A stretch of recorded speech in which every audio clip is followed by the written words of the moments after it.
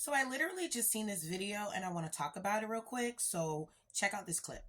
And so she feels like the fact that Sukiana and Sexy Red archetypes getting the attention and still getting married, still getting men that adore them, and still being adored by people in general is basically a slight to her because ultimately she feels like she's a good woman and she feels like she's better than those women. And so she has to come online and talk about it so that she can feel better about herself and to convince herself that she's not on the same level as those women.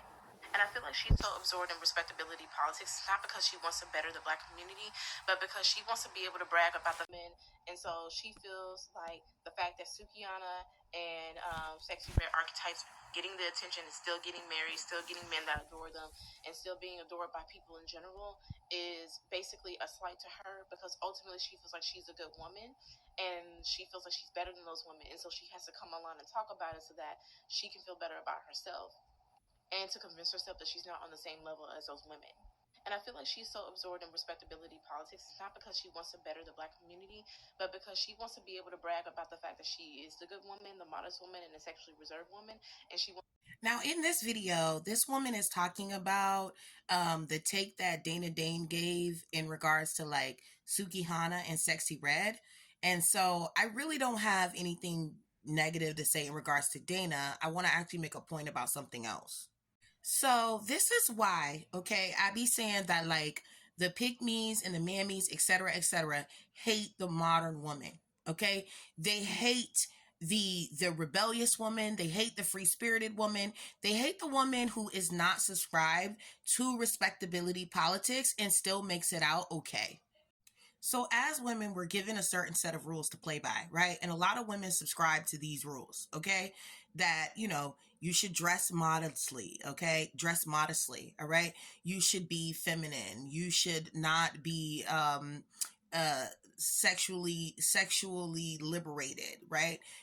You should be more reserved. And the fact that there's women who are not following any of those rules and still ending up with like a great husband or still ending up with a great life, that are still ending up getting the things that they want from men, right? Getting taken on trips, getting taken on dates, etc., that really bothers those women who bought into that. Okay, that really irks their nerves because they were told, we all were told, that if you do not play by these rules as a woman, if you do not carry yourself in a certain way as a woman, then no man is going to want you, right? If you do not toe this line, then you're not going to get a great husband. You're not going to be respected. You're not going to be successful in your womanhood journey. And seeing that there's women who did none of that, because literally to be that perfect good woman archetype is stressful and it is hard work to do that, right? You spend all your life really not, twerking and dancing in the club, you don't get involved with various different guys, and you really just don't dress or wear what you want to wear or do what you want to do or talk how you want to talk or walk how you want to walk because you're concerned about being in that good woman role as a woman, right? And what they're struggling with is the realization is that there's really no reward for being a good woman. Okay, there's nothing. There's not even a freaking sticker. Okay, that you get like those prizes you get out of a Cracker Jack box. You don't even get that. You don't even get that. And I think that a lot of women are disgruntled because they've done that whole good woman thing and they still came out with crappy results. Okay, and this is why I tell you, ladies, all the time: be who you want to be.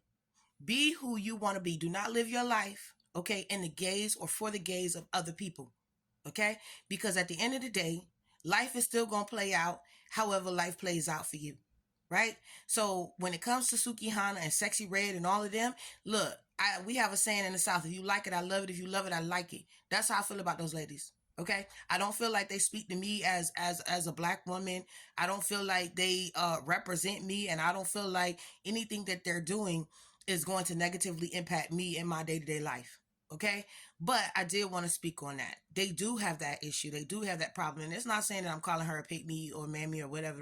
I know y'all gonna have y'all own opinions in the comments. I'm just saying that she ain't the only one, and this is really why they act the way they do. Why they're so, what's the word I want to use? Why they're so aggressive towards us and hostile towards us women that do not subscribe to respectability politics.